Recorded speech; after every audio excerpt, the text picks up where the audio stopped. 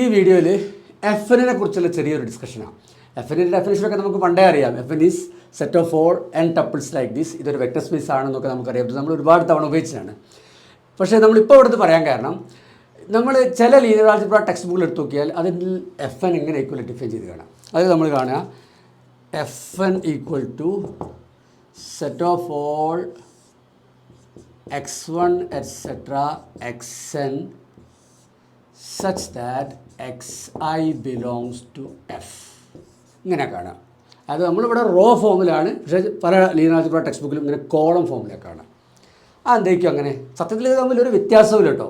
അതായത് ഇപ്പോൾ R3 ഒരു എലമെൻറ്റിന് നമ്മൾ ഇങ്ങനെ എഴുതിയതിന് പകരം ആ ടെക്സ്റ്റ് ബുക്ക് തുടക്കം മുതലേ, അത്തരം ടെക്സ്റ്റ് ബുക്കുകൾ തുടക്കം മുതലേ ഇങ്ങനെ എഴുതിയത് മാത്രം.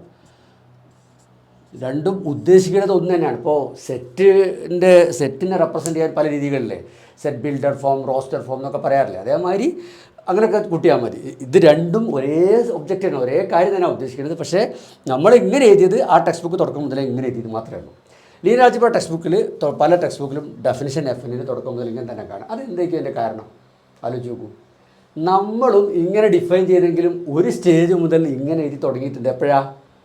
നമ്മളെപ്പോഴാണ് അത് ഈ ഒരു എഫ് എന്നിലെ എലമെൻസിന് ഇങ്ങനെ എഴുതി തുടങ്ങിയത്? ഓർമ്മ ഉണ്ടാവും. കോർഡിനേറ്റ് വെക്ടർ ഡിഫൈൻ ചെയ്തപ്പോൾ മുതലല്ലേ. അതായത് ഒരു എൻ ഡയമെൻഷണൽ വെക്ടർ സ്പേസ് വിയിലെ ഏതൊരു എലമെൻറ്റിൻ്റെയും എഫ് എന്നിലെ എൻ ടപ്പിൾ ഉപയോഗിച്ചിട്ട് റെപ്രസെൻറ്റ് ചെയ്യാമെന്ന് പറഞ്ഞു. അതെങ്ങനെയായിരുന്നു? ഇവിടുത്തെ ഒരു വെക്ടർ വി എടുത്തു കഴിഞ്ഞാൽ അതിനെ റെപ്രസെൻറ്റ് ചെയ്യുന്ന അതിൻ്റെ കോർഡിനേറ്റ് മെട്രിക്സ് ഇവിടെ ഉണ്ടാവും. അത് നമ്മൾ വിളിച്ചത് എം ഓഫ് ഇ എന്നല്ലേ. ഈ എം ഓഫ് ഇനെ നമ്മൾ എങ്ങനെ എഴുതിയത്? C1 etc. Cn. ഇങ്ങനൊരു കോളം മെട്രിക്സ് ആക്കിയിട്ടാണ് നമ്മൾ എഴുതിയത്. അപ്പോൾ ചോദ്യം വരും, അതിനൊപ്പം കോളം മെട്രിക്സ് ആക്കി അവിടെ റോ എന്നാക്കി എഴുതിയാൽ പോരേനൊന്നും. തെറ്റൊന്നുമില്ല. പക്ഷേ ഈ നിങ്ങൾക്ക് മനസ്സിലായിട്ടുണ്ടാവും, ഈ എം ഓഫ് യു ഉപയോഗിച്ചിട്ട് അല്ലേ, കോർഡിനേറ്റ് മെട്രിക്സസ് ഉപയോഗിച്ചിട്ടാണ് പിന്നെ നമ്മൾ മെട്രിക്സ് ഓഫ് ട്രാൻസ്ഫോർമേഷൻ അല്ലേ, മെട്രിക്സ് ഓഫ് ട്രാൻസ്ഫോർമേഷൻ്റെ അകത്ത് ഈ ഫസ്റ്റ് കോളം എന്താ വരിക? ബേസിസ് വെക്ടേഴ്സിൻ്റെ ഇമേജസിൻ്റെ അല്ലേ, V1 etc. Vn ആണ് ഈ പിന്നെ നമ്മുടെ ഡൊമൈൻ്റെ ബേസിസ് എന്ന് വിചാരിക്കുക. അപ്പോൾ V1ൻ്റെ ഇമേജ് T ഓഫ് V1ൻ്റെ കോർഡിനേറ്റ് മെട്രിക്സ് ആണത്. T ഓഫ് V2ൻ്റെ കോർഡിനേറ്റ് മെട്രിക്സ് അടുത്തത് എക്സെട്ര T ഓഫ് Vnൻ്റെ കോർഡിനേറ്റ് മെട്രിക്സ് അടുത്തത്. അപ്പം ഈ ഇങ്ങനെ ഓരോ കോർഡിനേറ്റ് മെട്രിക്സും ഇങ്ങനെ കോളം ഫോമിൽ എഴുതി ആ കോളങ്ങൾ വെച്ചിട്ടാണ് എം ഓഫ് ടി ഉണ്ടാക്കിയത്. പിന്നെ അത് കഴിഞ്ഞിട്ട് നമ്മൾ ഒരു ഫോമിലൊക്കെ ഡെവലപ്പ് ചെയ്തു. ഇതിൻ്റെ അകത്തൊക്കെ കോളം ഫോമിലാണ് നമ്മൾ ഉപയോഗിച്ചത്. M of T V is equal to M of T into M of V. ഇവിടെയൊക്കെ നമുക്ക് ഉപയോഗിച്ച പരിചയത്തിൽ നമുക്ക് എന്ത് മനസ്സിലായി? കോളം മെട്രിക്സ് ആയിട്ട് എഫ് എൽ എലമെൻസിനെ എഴുതി കഴിഞ്ഞാൽ കുറച്ചുകൂടി ബ്യൂട്ടിഫുൾ ആയ രീതിയിൽ ലീനിയർ ആൾജിബ്രയിലെ റിസൾട്ടുകളൊക്കെ വരും. അപ്പോൾ ആർട്ടിൽ നിന്ന് എടുക്കുകയാണെങ്കിൽ വെക്ടർ സ്പേസിൻ്റെ ആ ഫസ്റ്റ് ചാപ്റ്ററിൽ വെക്ടർ സ്പേസ് തുടങ്ങുന്ന സമയത്ത് അദ്ദേഹം RN ഡിഫൈൻ ചെയ്ത് എങ്ങനെ അറിയോ? Set of all N tuples like this or like this. രണ്ടും കൂടി ഒരുമിച്ച് പറയാം, ഇങ്ങനെയാവാം. എന്നിട്ട് അദ്ദേഹം പറയുകയാണ്, പക്ഷേ അദ്ദേഹം പ്രിഫർ ചെയ്യുക ഈ കോളം ഫോമാണ്. കാരണം കുറച്ച് അങ്ങോട്ട് കഴിയുമ്പോൾ മെട്രിക്സ് മൾട്ടിപ്ലിക്കേഷൻ അങ്ങനത്തെ പലതും വരുന്ന സമയത്ത് കോളം ഫോമിൽ എഴുതുന്നതാണ് സ്യൂട്ടബിൾ ആവുക. അതുകൊണ്ട് ത്രൂ ഔട്ട് അദ്ദേഹം RNൻ്റെ എലമെൻസിന് ഇങ്ങനെ കോളായിട്ടാണ് എടുക്കുക. പക്ഷെ നമ്മൾ എന്ത് ചെയ്തു? +2 മുതലൊക്കെ നമ്മൾ R3 എലമെൻസൊക്കെ എങ്ങനെയാണ് എഴുതുന്നത്. അതുകൊണ്ട് ഞാൻ തുടക്കത്തിൽ FN ഇങ്ങനെ പറഞ്ഞിട്ട് പിന്നെ ഈ ഒരു സ്റ്റേജ് എത്തിയപ്പം ഇതിലേക്ക് മാറിയതാണ്. സത്യം പറഞ്ഞാൽ തുടക്കം മുതലേ ഇങ്ങനെ വന്നു കഴിഞ്ഞാൽ ഒരു അഡ്വാൻറ്റേജ് ഉണ്ടായിരുന്നു. എന്ത്? ഞാൻ ഈ വീഡിയോയിൽ ഈ പറച്ചിലൊന്നും വേണ്ട. തുടക്കം മുതലേ ഇങ്ങനെ വന്നു കഴിഞ്ഞാൽ നമ്മൾ ഈ സ്റ്റേജിൽ അത് അങ്ങനെ തന്നെ തുടർന്നങ്ങും പോയി. ഇപ്പം എന്ത് ചെയ്യേണ്ടി വന്നു? ഇങ്ങനെ പറഞ്ഞ് പിന്നെ ഇവിടെ തുമ്പിന് ഒരു കാരണമൊക്കെ ബോധിപ്പിച്ച് മുന്നോട്ട് വേണ്ടി വന്നില്ലേ. അപ്പോൾ അത് ഒഴിവാക്കാനാണ് പല ലീനിയർ ആൾജിബ്ര ടെക്സ്റ്റ് ബുക്കും തുടക്കം മുതലേ FN ഇങ്ങനെ പറഞ്ഞു പോകുന്നത്. എനിവേ ഞാൻ കാര്യങ്ങളൊക്കെ പറഞ്ഞു എന്ന് മനസ്സിലാക്കണു. ഇനി മുതൽ അങ്ങോട്ട് നമ്മൾ FN ഇങ്ങനെയാണ് ഉപയോഗിക്കുക. അപ്പോൾ നിങ്ങൾക്ക് തന്നെ മനസ്സിലായി, എം ഓഫ് യു ഒക്കെ സമയത്ത് നമ്മൾ അങ്ങനെ വെച്ചത്. സോ ഇനി മുതൽ അങ്ങോട്ട് ഞാൻ R3 എലമെൻറ്റ്സ് ഇങ്ങനെ എഴുതൂല കേട്ടോ. ഇത് ഞാൻ നിർത്തി, ഇനി ഇങ്ങനെയാണ് എഴുതുക. ഇപ്പോൾ R3ൻ്റെ സ്റ്റാൻഡേർഡ് ബേസ് അല്ലെങ്കിൽ R2ൻ്റെ സ്റ്റാൻഡേർഡ് ബേസിസ് ഒക്കെ എഴുതാന്ന് പറയുമ്പം പണ്ട് ഞാനെങ്കിൽ എഴുതിയത് R3ൻ്റെ സ്റ്റാൻഡേർഡ് ബേസിസ് പണ്ട് ഞാൻ എഴുതിയിരുന്നത് ഇങ്ങനെ എഴുതും 1001. ഇതാണ് R2ൻ്റെ സ്റ്റാൻഡേർഡ് ബേസിസ് എഴുതിയത്. പക്ഷേ ഇനി നമ്മളിങ്ങനെ റോ ഫോമിൽ എഴുതുമോ? ഇല്ല. ഇനി മുതൽ R2ൻ്റെ സ്റ്റാൻഡേർഡ് ബേസിസ് ഞാൻ എഴുതിയത് ഇങ്ങനെയാണ് 1001. കാരണം R2ലെ എലമെൻസിനൊക്കെ ഞാൻ ഇനി കോളം മെട്രിക്സ് ആയിട്ടാണ് എഴുതുക. R2ൻ്റെ ടെക്സ്റ്റ് ബുക്കൊക്കെ ഇങ്ങനെ കാണാം. R2ൻ്റെ സ്റ്റാൻഡേർഡ് ബേസിസ് ഇങ്ങനെ എഴുതിയാൽ കാണാം. സോ ആ ഒരു മാറ്റം ഇനി അങ്ങോട്ട് ഞാൻ FN ഇങ്ങനെ ഫിക്സ് ചെയ്തു കേട്ടോ. യെസ്, പല ടെക്സ്റ്റ് ബുക്കും അല്ല, ഈ മിക്സഡായിട്ട് ഉപയോഗിക്കുന്ന ടെക്സ്റ്റ് ബുക്ക് എന്താ ചെയ്യുക, ചില സമയത്ത് ഇത് ഉപയോഗിക്കും, ചില സമയത്ത് ഇത് ഉപയോഗിക്കും.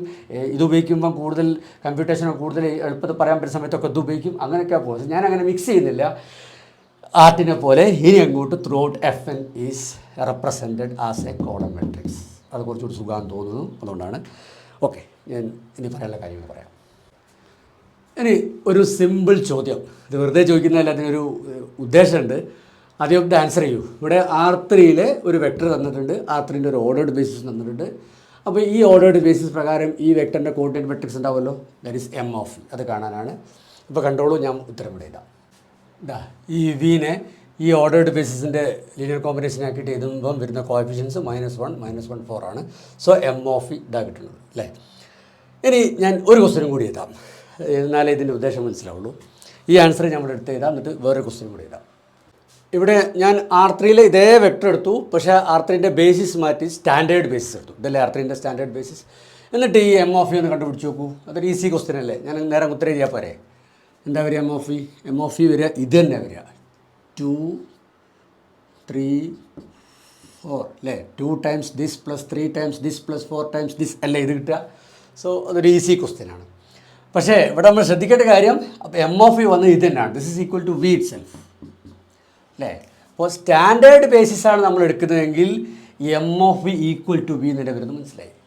പക്ഷേ ഇവിടെ നോക്കൂ, ബേസിസ് നോൺ സ്റ്റാൻഡേർഡ് ബേസിസ് എടുത്തപ്പം എം ഓഫ് വി മാറി വന്നില്ലേ. പക്ഷേ സ്റ്റാൻഡേർഡ് ബേസിസ് എടുക്കുമ്പോൾ M of V equal to V ഒരു ഈസി കാര്യമാണ്. ഇത് R3 മാത്രമല്ല, ഇൻ ജനറൽ എഫ് എന്നിലൊക്കെ ഇത് ട്രൂ ആണ്. അതായത് എഫ് എന്നിന് സ്റ്റാൻഡേർഡ് ബേസിസ് എടുക്കുക. സ്റ്റാൻഡേർഡ് ബേസിസ് എന്ന് പറയുമ്പം ആരാ വരിക, ഏതാ ഇതല്ലേ എഫ് എന്നിൻ്റെ സ്റ്റാൻഡേർഡ് ബേസിസ്. ഇനി എഫ് എൻ്റെ അതൊരു വെക്ടർ വി എടുക്കുക. V equal to x1 et cetera xn. ഈ വിൻ്റെ കോർഡിനേറ്റ് മെട്രിക്സ് അതായത് എം ഓഫ് വി അതെന്താ വരിക, ഇതിൻ്റെ കോമ്പിനേഷൻ ആക്കിയിട്ട് എഴുതുമ്പോൾ വരുന്ന കോഎഫിഷ്യൻസ് അതേ ഓർഡറിൽ എടുത്ത് എഴുതി കഴിഞ്ഞാൽ നമുക്ക് കിട്ടുക ഇത് തന്നെ കിട്ടുക അല്ലേ. ഇതേപോലെ നമുക്ക് കിട്ടും M of V equal to V. അപ്പം എഫ് എന്നിന് സ്റ്റാൻഡേർഡ് ബേസിസാണ് നമ്മൾ ഉപയോഗിക്കുന്നതെങ്കിൽ M of V equal to V. റെഡിയാണല്ലോ, അത് മനസ്സിൽ നിൽക്കട്ടെ. ഇനി ഞാനിത് ഉപയോഗിച്ചിട്ട് ഒരു കാര്യം പറയട്ടെ. ഇനിയാണ് രസം. അതായത് എഫ് എന്നിന് എഫ് എമ്മിലേക്കുള്ളൊരു ലീനിയർ ട്രാൻസ്ഫോർമേഷൻ ആണ് ടി വിചാരിക്കുക. മാത്രമല്ല എഫ് എന്നിനും എഫ് എമ്മിനും ഒക്കെ സ്റ്റാൻഡേർഡ് ബേസിസ് ചൂസ് ചെയ്തു വിചാരിക്കാം. അപ്പം എഫ് എന്നിനും എഫ് എമ്മിനും ഒക്കെ ഈ റിസൾട്ട് ഹോൾഡ് ചെയ്യുമല്ലോ, നമ്മളിപ്പോൾ മനസ്സിലാക്കി. അതായത് ഈ എഫ് എന്നിൻ്റെ അകത്തുനിന്ന് ഒരു വെക്ടർ വി എടുത്തു കഴിഞ്ഞാൽ അതിൻ്റെ എം ഓഫ് വി എന്തായിരിക്കും, വി തന്നെ ആയിരിക്കും. കാരണം എഫ് എന്നിന് നമ്മൾ ചൂസ് ചെയ്തത് സ്റ്റാൻഡേർഡ് ബേസിസാണ്. അതേപോലെ ഈ എഫ് എമ്മിൻ്റെ അകത്തുനിന്ന് ഒരു വെക്ടർ ഡബ്ല്യു എടുത്ത് വിചാരിക്കുക. W belongs to F M. അപ്പം എം ഓഫ് ഡബ്ല്യു എന്തായിരിക്കും, അതും ഡബ്ല്യു തന്നെ ആയിരിക്കും അല്ലേ. കാരണം എന്താ, എഫ് എമ്മിനും നമ്മൾ ചൂസ് ചെയ്തത് സ്റ്റാൻഡേർഡ് ബേസിസാണ്. ഓക്കെ, ഇനി നമ്മൾ നേരത്തെ പ്രൂവ് ചെയ്ത ആ റിസൾട്ട് ഒന്ന് ചെയ്തവിടെ. അതായത് M of T of V equal to M of T into M of V. Okay, ഇനി ഈ റിസൾട്ടിൽ ഈ സാഹചര്യത്തിൽ ഇവിടെ ഒരു ഭാവമാറ്റമുണ്ട്. അതെന്താണെന്ന് പോസ് ചെയ്ത് ആലോചിച്ച് നോക്കൂ. ഞാൻ പറയാം. അതായത് ഇവിടെ ഈ ടി ഓഫ് വി എവിടുത്തെ വെക്ടറാണ്, വി എഫ് എന്നിലത്തെ വെക്ടറാണ്. ടി ഓഫ് വി എഫ് എമ്മിലത്തെ വെക്ടറാണ് അല്ലേ. അപ്പം എഫ് എമ്മിന് നമ്മൾ സ്റ്റാൻഡേർഡ് ബേസിസാണ് ചൂസ് ചെയ്തത്. അതുകൊണ്ട് M of T of V എന്തായിരിക്കും, ടി ഓഫ് വി എന്നായിരിക്കും. So M of T of വിക്ക് പകരം എന്ത് എഴുതാം, ടി ഓഫ് വിന്ന് എഴുതാം. Equal to M of T ഞാൻ അങ്ങനെ തന്നെ എഴുതട്ടെ. എം ഓഫ് ടി എന്ന് പറഞ്ഞു കഴിഞ്ഞാൽ ഈ ട്രാൻസ്ഫോർമേഷനെ റെപ്രസെൻറ്റ് ചെയ്യുന്ന മെട്രിക്സ് അല്ലേ, according to these bases, standard bases. Okay, M of V എന്തായിരിക്കും, വി എവിടുത്തെ വെക്ടറാണ്, എഫ് എന്നിലത്തെ വെക്ടറാണ്. എഫ് എന്നിൽ നമ്മൾ സ്റ്റാൻഡേർഡ് ബേസിസാണ് ചൂസ് ചെയ്തത്. സോ എം ഓഫ് വി എന്തായിരിക്കും, വി തന്നെ ആയിരിക്കും. ഓക്കെ, ഇത് ഒന്ന് പോസ് ചെയ്ത് ആലോചിച്ച് നോക്കൂ. ഇത് വളരെ ഇൻട്രസ്റ്റിംഗ് ആയ റിസൾട്ടാണ്. എന്താ പറയണത്, ഇത് പറയണത് ഇവിടെ ഇപ്പോൾ നോക്കൂ, ഇവിടെ വന്നത് ഡയറക്റ്റ് ട്രാൻസ്ഫോർമേഷൻ ടി തന്നെ വന്നത് അല്ലേ. ടി ഓഫ് വി എന്ന് പറഞ്ഞാൽ ഈ ടീൻ്റെ ഔട്ട്പുട്ടാണ്.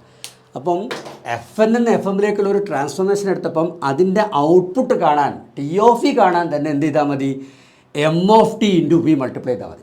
ഇവിടെ നമ്മളെ ഫോമിലത് M of T of V, T of വിനെ റെപ്രസെൻറ്റ് ചെയ്ത മെട്രിക്സ് കാണാൻ ടീനെ റെപ്രസെൻറ്റ് ചെയ്യുന്ന മെട്രിക്സും വിനെ റെപ്രസെൻറ്റ് ചെയ്യുന്ന മെട്രിക്സും തമ്മിൽ മൾട്ടിപ്ലൈ ചെയ്താൽ മതി. ഇതാണ് നമ്മൾ നേരത്തെയുള്ള റിസൾട്ട്. പക്ഷേ ഇവിടെ ഈ സ്പെഷ്യൽ സാഹചര്യത്തിൽ മനസ്സിലാക്കണം, എഫ് എൻ എഫ് എമ്മിലേക്കാണ്. എഫ് എൻ നമ്മൾ സ്റ്റാൻഡേർഡ് ബേസിസാണ്, എഫ് എമ്മിനൊക്കെ സ്റ്റാൻഡേർഡ് ബേസിസാണ്.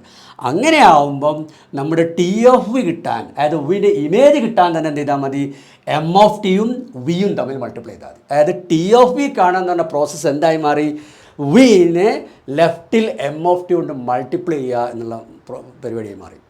ദാറ്റ് ഈസ് ട്രാൻസ്ഫോർമേഷൻ എന്ന് പറയുമ്പോൾ എഫ് എൻ എഫ് എമ്മിലേക്കുള്ള ഒരു ട്രാൻസ്ഫോർമേഷൻ എന്ന് പറഞ്ഞു കഴിഞ്ഞാൽ just a multiplication, left multiplication by a matrix എന്നുള്ള രീതിയിലേക്കായി മാറിയില്ലേ.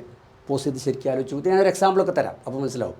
അപ്പം എഫ് എൻ എഫ് എമ്മിലേക്കുള്ള ഏതൊരു ട്രാൻസ്ഫോർമേഷനെയും ഒരു മെട്രിക്സ് മൾട്ടിപ്ലിക്കേഷൻ ആക്കിയിട്ട് അവതരിപ്പിക്കാൻ പറ്റും. എന്ത് ചെയ്താൽ മതി? എഫ് എനും എഫ് എമ്മിനും സ്റ്റാൻഡേർഡ് ബേസിസ് ചൂസ് ചെയ്യുക, എന്നിട്ട് അതിൻ്റെ എം ഓഫ് ടി കാണുക. അപ്പോൾ ടി ഓഫ് എന്തായിരിക്കും? M of T into V ആയിരിക്കും. അതായത് ആ വിനെ നമ്മൾ കണ്ടുപിടിച്ച എം ഓഫ് ടിയുടെ ലെഫ്റ്റിൽ മൾട്ടിപ്ലൈ ചെയ്താൽ നമുക്ക് വിൻ്റെ ഔട്ട്പുട്ട് കിട്ടും, ടി ഓഫ് ഇ കിട്ടും. ക്ലിയർ ആണല്ലോ? ഞാൻ ഇതിനൊരു പ്രോബ്ലം തരാം. ഇവിടെ ഞാൻ R2 നിന്ന് R3ലേക്കുള്ള ഒരു ലീനിയർ ട്രാൻസ്ഫോർമേഷൻ എഴുതിയിട്ടുണ്ട്. ഇതിപ്പോൾ ഞാൻ ഇങ്ങനെ എഴുതാൻ കാരണം നമ്മളിപ്പം എഫ് എനിലെ എലമെൻസിനൊക്കെ കോളായിട്ട് എഴുതുള്ളൂ എന്ന് പറഞ്ഞിട്ടാട്ടോ. ശരിക്കും നേരത്തെ നമ്മൾ എഴുതിയെങ്ങനെ അത് T of X Y equal to X plus 3y, 0, 2x minus 4y ഇങ്ങനെ എഴുതുന്ന സാധനമാണ് ഞാൻ ഇങ്ങനെ എഴുതിയത്. കാരണം എന്താ, R2 എലമെൻസിനൊക്കെ നമ്മൾ ഇനി എങ്ങനെ എഴുതുള്ളൂ? കോളായിട്ട് എഴുതുള്ളൂ. R3 എലമെൻസിനെ കോളായിട്ട് എഴുതുള്ളൂ. അതുകൊണ്ടാണ്. ഓക്കെ, അപ്പം ഇനി നമ്മളിപ്പോൾ പറഞ്ഞെന്താണ്, എഫ് എൻ എഫ് എമ്മിലേക്കുള്ള ഏതൊരു ട്രാൻസ്ഫോർമേഷനെയും നമുക്കൊരു മെട്രിക്സ് മൾട്ടിപ്ലിക്കേഷൻ ആക്കിയിട്ട് അവതരിപ്പിക്കാൻ പറ്റും. അപ്പോൾ ഇതിനെയും ഒരു മെട്രിക്സ് മൾട്ടിപ്ലിക്കേഷൻ ആക്കിയിട്ട് അവതരിപ്പിക്കണം. അപ്പോൾ നമ്മൾ എന്ത് ചെയ്യണം? ആദ്യം ആ മെട്രിക്സ് കണ്ടുപിടിക്കണം. അതെങ്ങനെ കണ്ടുപിടിക്കുക? അതിനെന്ത് ചെയ്യണം? എഫ് എനും എഫ് എമ്മിനൊക്കെ സ്റ്റാൻഡേർഡ് ബേസിസ് ചൂസ് ചെയ്യുക, എന്നിട്ട് അതിൻ്റെ എം ഓഫ് ടി കണ്ടുപിടിക്കുക. അപ്പോൾ R2ൻ്റെയും R3ൻ്റെയും സ്റ്റാൻഡേർഡ് ബേസിസ് ചൂസ് ചെയ്തിട്ട് ഈ ടീനെ റെപ്രസെൻറ്റ് ചെയ്യുന്ന എം ഓഫ് ടി കണ്ടുപിടിക്കുക. അപ്പം ഈ ടീനെ M of T into V എന്നാക്കാൻ പറ്റും. ഡീറ്റെയിൽ ആയിട്ട് ഞാൻ ഇവിടെ ഇതാ, അപ്പോൾ മനസ്സിലായിക്കോളും. ഇവിടെ ഞാൻ R2ൻ്റെയും R3ൻ്റെയൊക്കെ സ്റ്റാൻഡേർഡ് ബേസിസ് ഉപയോഗിച്ചിട്ട് എം ഓഫ് ടി കണ്ടുപിടിച്ചു. അത് വളരെ ഈസി വർക്കാണ്. R2ൻ്റെ സ്റ്റാൻഡേർഡ് ബേസിസ് എന്ന് പറയുമ്പോൾ 1 0 0 1 അതിൻ്റെ ഇമേജസ് ഞാൻ കണ്ടു അല്ലേ, ഇമേജ് കണ്ടു. പിന്നെ ശരിക്കും പറഞ്ഞു കഴിഞ്ഞാൽ R3ക്കും സ്റ്റാൻഡേർഡ് ബേസിസ് ആണ്. അപ്പം ഇവിടെ നമ്മൾ ഫസ്റ്റ് കോളം എന്താ വരിക? ഈ ഇമേജിൻ്റെ അല്ലേ M of T of P1 ആണ് ഇവിടെ ഫസ്റ്റ് കോളം വരിക. അപ്പോൾ എം ഓഫ് ടി ഓഫ് 1 0 വരണം, അതായത് എം ഓഫ് ഇത് വരണം. പക്ഷേ R3ക്ക് നമ്മൾ സ്റ്റാൻഡേർഡ് ബേസിസ് എടുത്തത്. അപ്പോൾ ഇതിൻ്റെ എം എന്തായിരിക്കും? ഇതിൻ്റെ മെട്രിക്സ് എന്തായിരിക്കും? ഇത് തന്നെ വരിക. സോ ഈ ഇമേജ് ഡയറക്റ്റ് എഴുതി കൊടുത്താൽ മതി. അതുപോലെ തന്നെ ടി ഓഫ് 01ൻ്റെ ഇമേജ് ഡയറക്റ്റ് എഴുതി കൊടുത്താൽ മതി. അപ്പോൾ നമുക്ക് എം ഓഫ് ടി കിട്ടും. ഇതൊന്ന് ഓർത്തൊക്കെ ഉണ്ടോ? അതായത് എഫ് എൻ എഫ് എമ്മിലേക്കുള്ള ട്രാൻസ്ഫോർമേഷനെ മെട്രിക്സ് മൾട്ടിപ്ലിക്കേഷൻ ആക്കിയിട്ട് അവതരിപ്പിക്കാമെന്ന് പറഞ്ഞിട്ടല്ല. മെട്രിക്സ് മൾട്ടിപ്ലിക്കേഷൻ കിട്ടാൻ ചെയ്താൽ മതി സ്റ്റാൻഡേർഡ് ബേസിസിൻ്റെ ഇമേജസ് കാണാം, ആ ഇമേജ് നേരെ കിട്ടുകൊടുത്താൽ മതി. സ്റ്റാൻഡേർഡ് ബേസിസിൻ്റെ ഇമേജസ് കാണുക, എന്നിട്ട് ആ ഇമേജ് നേരെ ഇങ്ങനെ കോളാക്കി ഇട്ട് കൊടുക്കുക. അപ്പോൾ കിട്ടുന്ന മെട്രിക്സാണ് M of T. Okay, so നിങ്ങളൊന്ന് പോസ് ചെയ്ത് നന്നായിട്ട് മനസ്സിലാക്കുക. അപ്പോൾ T of X Y equal to M of T into X വൈന്ന് നിങ്ങൾക്ക് വെരിഫൈ ചെയ്യാൻ തന്നെ പറ്റും. അതായത് എം ഓഫ് ടി ഇത് കൊടുത്തു, എക്സ് വൈ ഇത് നമ്മൾ മൾട്ടിപ്ലൈ ചെയ്ത് നോക്കൂ, ഇത് കിട്ടും കാണാൻ പറ്റും. സോ ഇതാണ് നമ്മൾ ഈ വീഡിയോയിൽ ഉദ്ദേശിച്ചത്. എഫ് എൻ എഫ് എമ്മിലേക്കുള്ള ഏതൊരു ലീനിയർ ട്രാൻസ്ഫോർമേഷനെയും ഒരു മെട്രിക്സ് മൾട്ടിപ്ലിക്കേഷൻ ആക്കിയിട്ട് അവതരിപ്പിക്കാൻ പറ്റും. ആ മെട്രിക്സ് ഒക്കെ തന്നെ ചൂസ് ചെയ്യും. എഫ് എനും എഫ് എമ്മിനും സ്റ്റാൻഡേർഡ് ബേസിസ് കൊടുക്കുക, എന്നിട്ട് ആ ടീനെ റെപ്രസെൻറ്റ് ചെയ്യുന്ന എം ഓഫ് ടി കാണുക. അപ്പോൾ ആ എം ഓഫ് ടി കൊണ്ട് ലെഫ്റ്റ് മൾട്ടിപ്ലൈ ചെയ്താൽ മതി, നമുക്ക് ആ ട്രാൻസ്ഫോർമേഷൻ തന്നെ കിട്ടും. നൈസ്. ഇനി എം ഓഫ് ടി ഉണ്ടാക്കുന്ന പ്രൊസീജിയറും ശ്രദ്ധിക്കണം. സ്റ്റാൻഡേർഡ് ബേസിസിൻ്റെ ഇമേജസ് കണ്ടിട്ട് ആ ഇമേജസ് നേരം കൊടുത്താൽ മതി ഈ കേസിൽ എം ഓഫ് ടി കിട്ടാൻ കേട്ടോ. അതും ഇമ്പോർട്ടൻ്റ് ആണ്. ഓക്കെ, നെക്സ്റ്റ് വീഡിയോ കാണാം.